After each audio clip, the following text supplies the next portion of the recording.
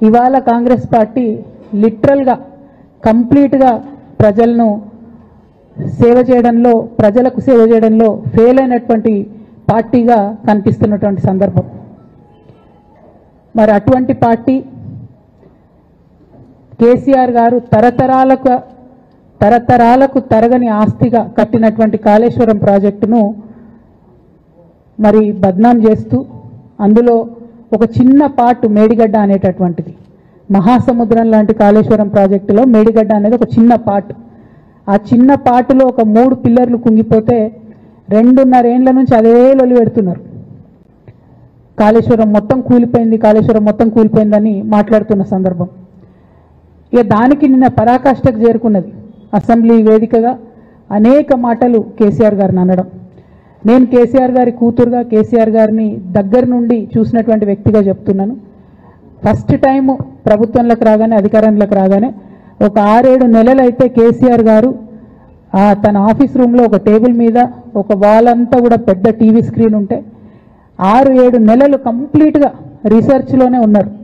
ఎట్లా నీళ్లు తీసుకురావాలి తెలంగాణకు, ఏం చేయాలి మనం అనేటటువంటి రీసెర్చ్లు ఉన్నారు. అటువంటి వ్యక్తి మీద ఇట్లాంటి నిందలేయడం అన్నది నిజంగా దారుణం. కేసీఆర్ గారికి తిండి ధ్యాస ఉండదు, డబ్బు ధ్యాస ఉండదు, ఉండేది ఒకటే, కేవలం తెలంగాణ ధ్యాస. నేను దాదాపుగా 2006 నుండి యాక్టివ్గా పాలిటిక్స్లో నేను కూడా పాల్గొంటూ వస్తున్నాను, తెలంగాణ ఉద్యమంలో పాల్గొన్నాను. అప్పటి నుంచి ఇప్పటి వరకు కూడా నేను చూస్తున్నా, ఎప్పుడు కూడా కేసీఆర్ గారు తెలంగాణ విషయం తప్పితే, ప్రజల విషయం తప్పితే పర్సనల్ విషయాలు మాట్లాడే టైము 0.1% కూడా ఉండదు. అటువంటి ఒక మహానేత మీద, అటువంటి ఒక మహానాయకుడి మీద ఇన్ని అబాండాలు వేస్తూ, దాన్ని రోజుకొక రీతిగా చెప్పుకుంటూ, మాట్లాడితే చాలు కేసీఆర్ అవినీతి చేసిండు, మాట్లాడితే చాలు కేసీఆర్ ఏదో 1,00,000 కోట్లు దోసుకున్నాడు, నిజాం కన్నా రిచ్ అవ్వాలనుకున్నాడట. డెఫినెట్గా నిజాం బాటలోనే నడుస్తాం. నిజాం కట్టిన ఉస్మాన్ సాగర్లోనే కదా ఇవాళకి కూడా హైదరాబాద్ ప్రజలు నీళ్ళు తాగుతున్నది. ఆ నిజాం ఆదర్శం, ఆ నిజాం స్ఫూర్తి అని కేసీఆర్ గారు చాలా సందర్భాలలో చెప్పిండ్రు. ఇవాళ కాళేశ్వరం కడితే నేను చెప్తున్నా గ్యారెంటీగా ఇంకా 200 సంవత్సరాల తర్వాత కూడా తెలంగాణ బిడ్డలు కేసీఆర్ గారిని తలుచుకుంటారు.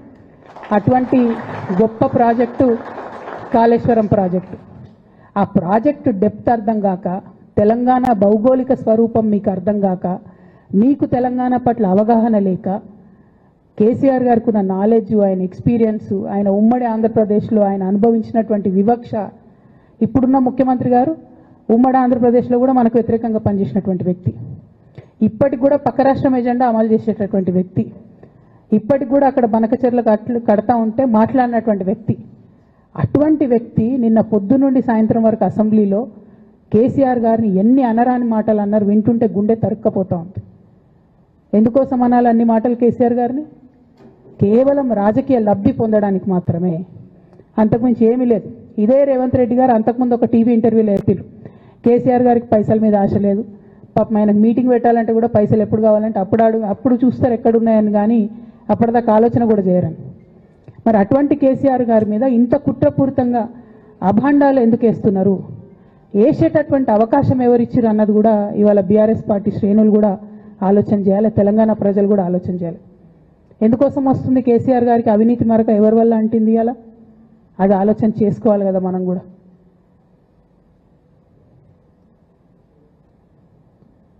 కొంతమంది కేసీఆర్ గారి పక్కన ఉన్నటువంటి వాళ్ళు కేసీఆర్ గారి పేరు చెప్పుకొని అనేక రకాలుగా లబ్ధి పొంది, వారు చేసినటువంటి అనేక చెత్త పనుల వల్ల ఇవాళ కేసీఆర్ గారి పేరు బద్నామయ్యే పరిస్థితి వచ్చింది. అయినా మళ్ళీ వాళ్ళనే మోస్తాం, అయినా మళ్ళీ వాళ్ళనే ముందుకు తీసుకెళ్తామని అనుకుంటే పార్టీ ఎట్లా ముందటికి పోతుంది? ఒక బిడ్డగా నిజంగా నేను బాధపడతా ఉన్నాను. ఇవాళ 5 సంవత్సరాలు ఇరిగేషన్ మంత్రిగా చేసినటువంటి హరీష్ రావు గారిది మేజర్ పాత్ర లేదా దీంట్లో? అందుకే కదా కేసీఆర్ గారు వారిని సెకండ్ టర్మ్లో తప్పించిండ్రు. ఈ మొత్తం కాళేశ్వరం ఎపిసోడ్లో కేసీఆర్ గారికి మరక అంటిందంటే 2-3 వ్యక్తులు కారణం. మాజీ రాజ్యసభ సభ్యుడు ఒకలైతే, హరీష్ రావు గారు ఒకలైతే, మేఘా కృష్ణారెడ్డి గారు ఇంకోడు, మేఘానో బోగానో ఏదో, ఈ పెద్ద పెద్ద కాంట్రాక్టర్లు అందరితో కుమ్మక్కై కేసీఆర్ గారు ప్రజల కోసం ఆలోచన చేస్తే, నీళ్ల కోసం ఆలోచన చేస్తే, వీళ్ళు సొంత వనరుల కోసం, డెవలప్మెంట్ కోసం, ఆస్తులు పెంచుకోవడం కోసం ఆలోచన చేసి ఇవాళ మీ వల్ల రేవంత్ రెడ్డి లాంటి వ్యక్తి, తెలంగాణ ఉద్యమానికి సంబంధం లేని వ్యక్తి, కేసీఆర్ గారి కాలి గోటికి సరిపోని వ్యక్తి, ఆయన నిలబడి కేసీఆర్ గారిని చేయెత్తి చూపించి కేసీఆర్ గారి మీద సిబిఐ ఇవాళ నేను వేస్తా అని చెప్తున్నాడంటే కారణం ఎవరు దీనికి? నేను భరించిన, ఇదే హరీష్ రావు గారు, ఇదే సంతోష్ రావు గారు అనేక కుట్రలు చేసినా కూడా భరించిన. నా మీద ఓపెన్గా మీడియా మిత్రులందరితో రకరకాల మాటలు చెప్తే కూడా నేను భరించిన. నా పర్సనల్ అటాక్కి నేను ఎప్పుడు కూడా వాళ్ళను ఇంతవరకు పేరు పెట్టి పిలవలేదు, మాట్లాడలేదు. ఫస్ట్ టైం చెప్తున్నా. నేను ఎందుకోసం చెప్తున్నా? కేసీఆర్ గారికి ఈ వయసులో సిబిఐ ఎంక్వైరీ ఏందండి? ఎందుకోసం ఆ కర్మ పట్టింది? ఎందుకు భరించాలి? ఇటువంటి వాళ్ళని చూస్తూ ఎందుకోసం ప్రొటెక్ట్ చేసుకోవాలి? బీఆర్ఎస్ పార్టీ తమ్ముల కోపం రావచ్చు, కానీ వాస్తవాలు చేదుగున్నా అప్పుడప్పుడు మాట్లాడుకుంటేనే, మందు తీసుకుంటేనే ఆరోగ్యం మంచిగా అవుతుంది.